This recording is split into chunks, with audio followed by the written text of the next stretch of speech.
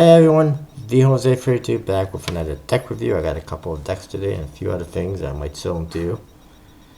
I actually attempted to record a video and then something happened to it, so hopefully this one will work out. Anyway, on one side note, I'm still receiving responses, video responses, to my card trick contest. For the record, the contest ended last night. I have approved some of the responses just out of kindness.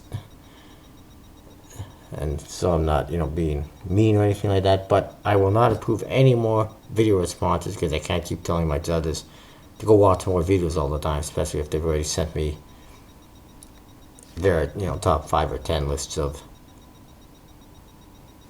who they thought was the best.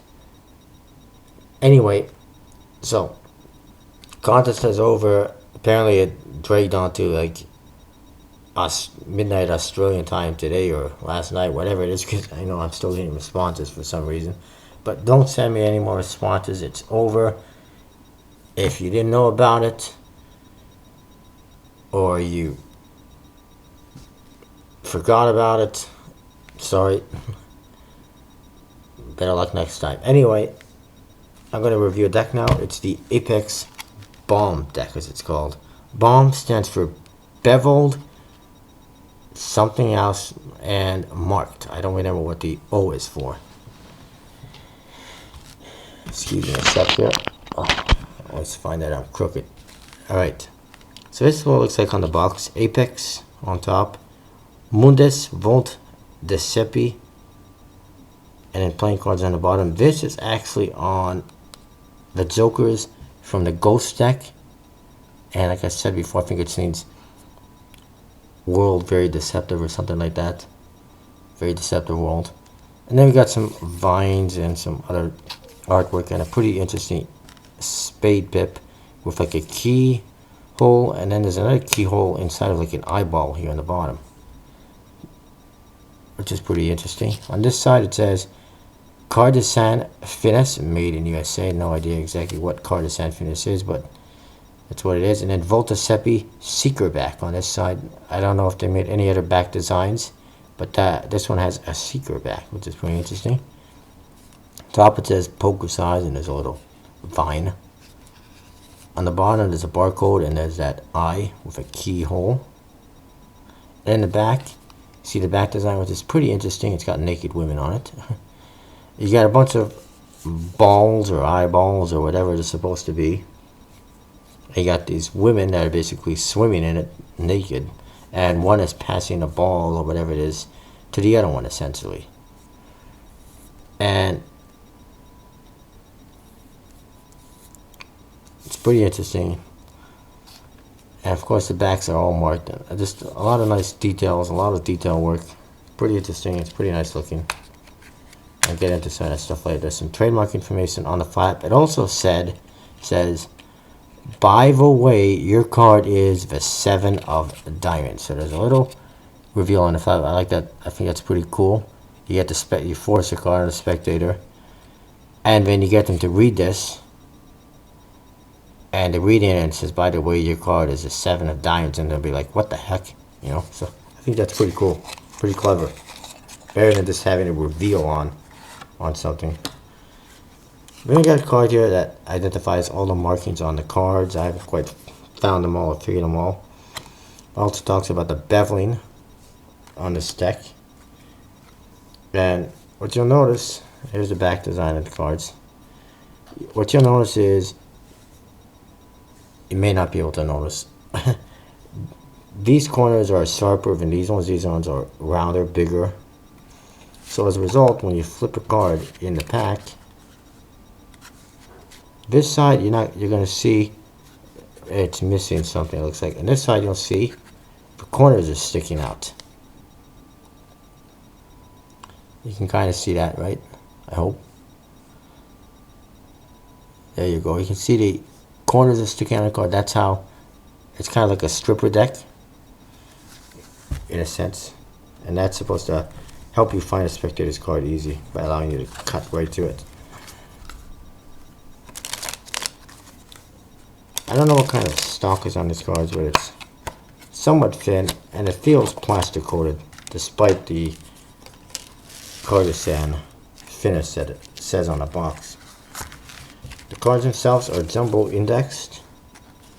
Court cards look more or less like bicycle court cards, very standard. Same with all the other cards, fairly standard, nothing too special about them.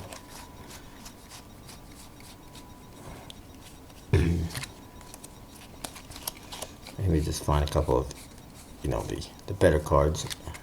Boom, boom. So yeah, that's basically what you get for that deck. It's a fairly standard deck.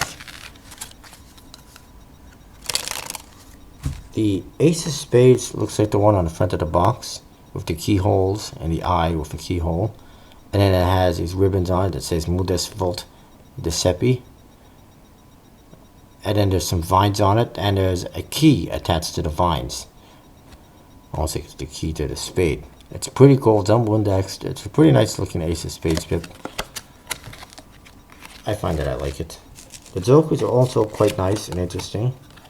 It features, I guess it's the same naked chick from the back of the cards, with her assets being a little bit obscured by certain objects. It says Joker here at an angle. There is an eye with a keyhole in the two corners. It says Ergo Decipiator on this ribbon on the bottom. Not exactly sure what that means at all. And the woman, she's got a mask partially over her face. She's got another mask in her other hand. There's some initials here on the bottom. It says something like MBJS. I imagine that's the designers or whatever. Although you could possibly use the JS as a Jack of Spades reveal. But speaking of which, there is a reveal on this Joker in the same spot where it has those initials. It says Q Clubs, Queen of Clubs. So there's two reveals in the stack for sure. The one on the flap and this one here on the Joker. And like I said, the Jokers are pretty cool. Pretty cool looking.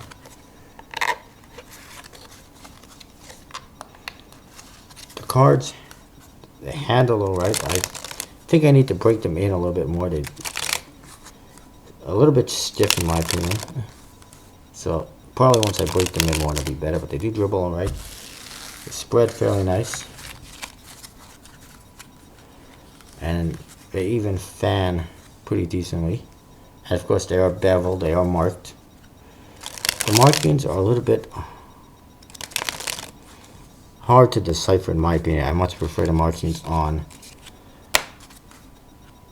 this other deck that I'm going to show you, and also the David Blaine Split Spades marked deck.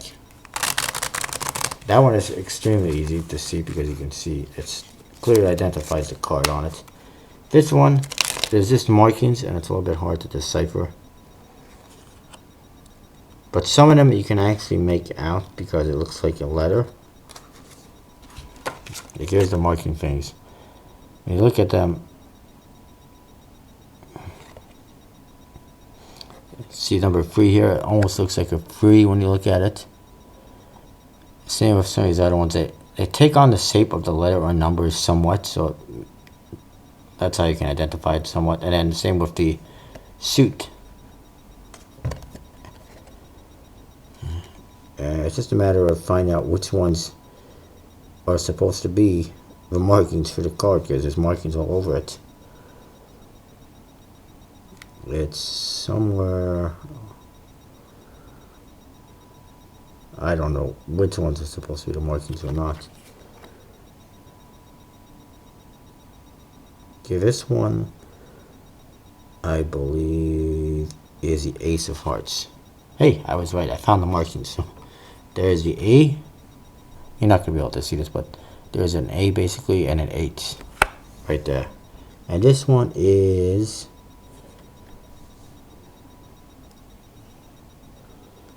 I'm just trying to figure out which one it is.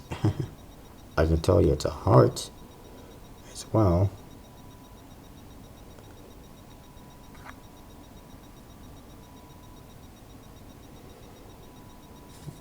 That's the 10 of hearts. Oh, this one, the 10 of hearts is a little bit harder to identify based on these markings, but that's what you get. It's pretty interesting.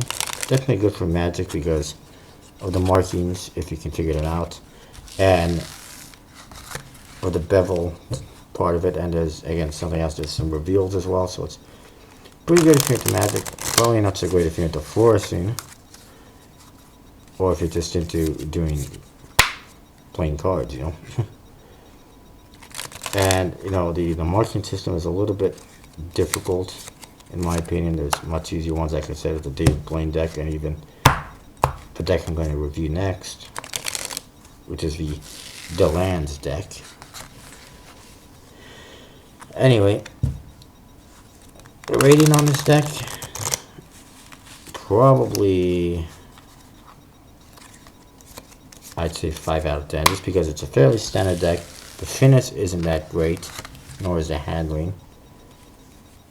I mean, probably if I handle it more, because I just gotten it, I haven't played it for that much. If I handled it more,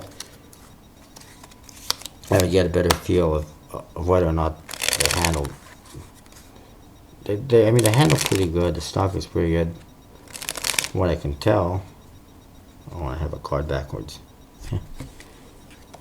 The markings on the back door are a little bit hard to make out, though. You know what, in all fairness, I'll just give it a 6 out of 10. It's not super bad. It's not great, but it's not bad or anything like that. But anyways, that is the Apex Bomb deck. And these are hard to find. I managed to find one on eastcoastmagic.com. There's a few other places you might be able to find them, but they cost about 15 bucks, and then shipping, you know, is a killer. Shipping for me was going to cost like another $10 or $15 for one deck. $15 actually, for about $15 for one deck. I did find this one. It was a little bit cheaper. It was like 10 bucks or 9 or 10 bucks for the deck. But shipping was still a bit of a killer. Anyway, that's my review. Of course, as usual, comment, rate, subscribe.